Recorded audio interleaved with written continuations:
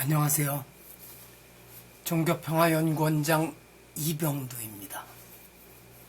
오랜만에 유튜브로 인사를 드립니다. 한 2주일 전인가 쓴 글을 읽으면서 같이 말씀을 드려보겠습니다.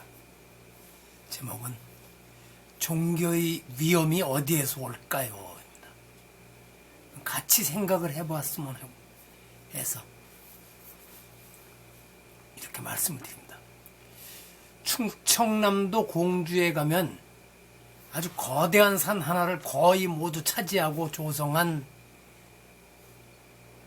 아주 큰 불상과 이런저런 시설들이 폐허처럼 방치되어 있다는 소식을 전해주는 유튜브 동영상을 보았습니다.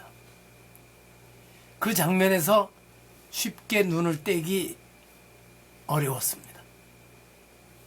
왜 이런 일이 일어날까? 돌아간 조상님을 위해서, 아니면 가족의 행복을 위해서, 사업 번창을 위해서 등등 여러 가지 소원을 가지고 불사에 동참했던 순수한 신심은 얼마나 큰 상처를 받았을까? 이렇게 등등의 생각이 꼬리를 물고 이어지며 마음이 무거워졌습니다. 많은 이들이 제게 이미 지나간 과거의 사건 아니냐고 말합니다. 덮어주자는 거죠. 불자들의 신심이 떨어질까봐 걱정하는 마음. 불교에 비판적이거나 불교에 아주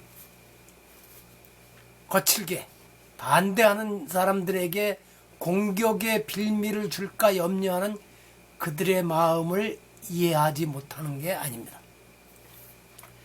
그러나 이 일이 과연 끝난 이야기, 지나간 이야기일까요? 또 잊어버려도 될 일일까요? 저는 이 문제를 특정 인물, 그 사업을 추진했던 특정 인물 한 사람의 실패로만 보고 싶지 않습니다.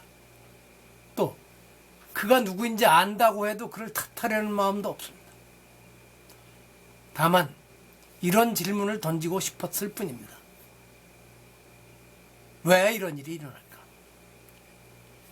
세계 여러 곳에는 거대한 종교 조형물이 세워져 있습니다. 브라질 리우데자네이루의 아주 높은 산에서 내려다보고 있는 거대한 예수님 상이 세계적으로 유명해지니까 폴란드, 필리핀, 볼리비아 등 천주교 신자가 많은 나라들에서도 우리는 리우보다도 더 큰 예수상을 세우자 하는 움직임이 이어졌습니다. 아시아의 여러 불교 국가들도 다르지 않습니다. 중국, 미얀마, 태국 등지에는 세계 최대라는 수식어가 붙은 불상들이 존재합니다.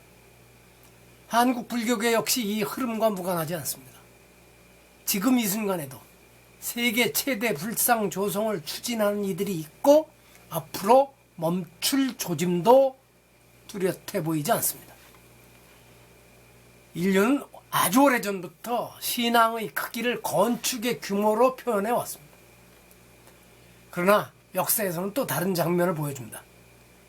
무슨 말씀이냐면 갈수록 텅텅 비어져가는 종교 건물들입니다. 네덜란드 마스트리히트라는 곳에는 13세기 도미니코 수도회에서 세운 고색 청연한 수도원이 있는데 지금은 서점으로 사용되고 있습니다. 서점으로 사용되면 실은 다행이죠.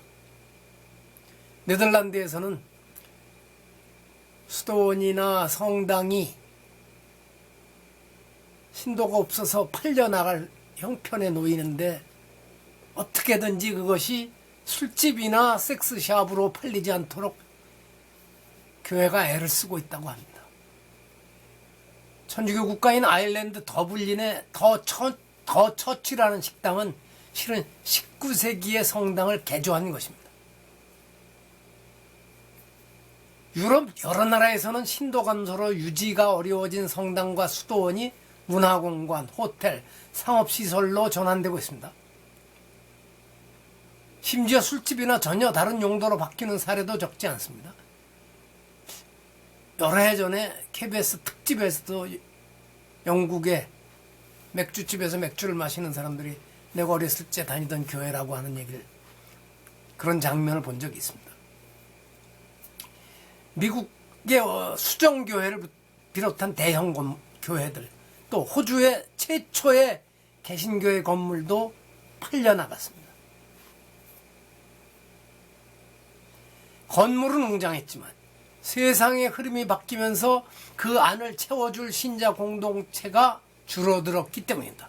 결국 건물은 남았으되 그것을 지킬 사람은 사라진 것입니다. 우리 사회에도 비슷한 장면이 있습니다. 조선시대 신분과 위세의 상징이었던 이른바 99칸 집들 가운데 상당수가 관리 인력과 유지 비용을 감당하지 못해 무너지고 있습니다. 문화유산으로 지정되어 지방 유형 문화유산 제몇 호 이런 식으로 지정되어서 지원을 받으면 간신히 유지되지만 그렇지 않으면 세월의 무게를 견디지 못하고 허물어집니다. 설사 문화유산으로 지정되어서 관리를 한다고 해도 사람이 살지 않는 집은 무너지게 되어 있습니다. 그 속도가 빠르죠. 한때는 권위와 번영의 상징이었지만 지속 가능한 구조를 갖추지 못하면 시간 앞에서는 무력합니다. 세월 앞에 장사가 없다고 하지만 건물, 특히 목적 건물은 그 무너지는 속도가 빠릅니다. 종교 건축도 예외일 수 없습니다. 종교가 오래 살아남는 힘은 건축물의 규모에 있지 않습니다. 그 힘은 세대를 이어가는 공동체, 감당 가능한 규모, 내부의 자정 능력, 그리고 신뢰의 축적에서 나옵니다. 한 세대의 열정으로 세워진 거대한 건축물이 다음 세대에게 짐이 될 때 후손들에게 그것은 자부심 가득한 위험이 아니라 짊어지기 힘든 부담이 됩니다. 그 짐 짊어지는 걸 한번 생각해 보십시오.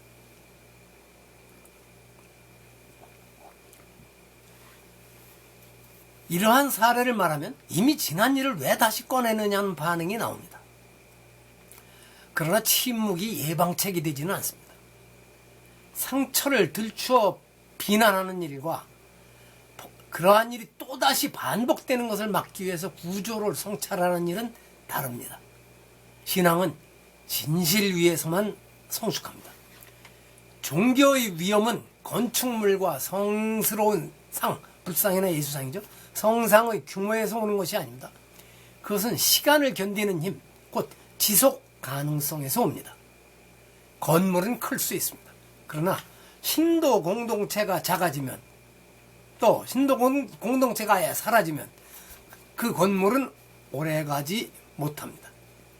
지킬 사람이 줄어드는 현실 속에서 우리는 과연 무엇을 더 세워야 할까요? 더 큰 전각일까요? 더 높은 상일까요? 아니면 세월을 함께 건너갈 사람들의 신뢰일까요? 한 세대의 열정은 눈부실 수 있습니다. 그러나 종교는 한 세대의 열정만으로는 이어지지 않습니다. 다음 세대가 짐으로 느끼는 건축은 위험이 아니라 부담이 됩니다. 종교가 스스로에게 던져야 할 질문은 이것입니다.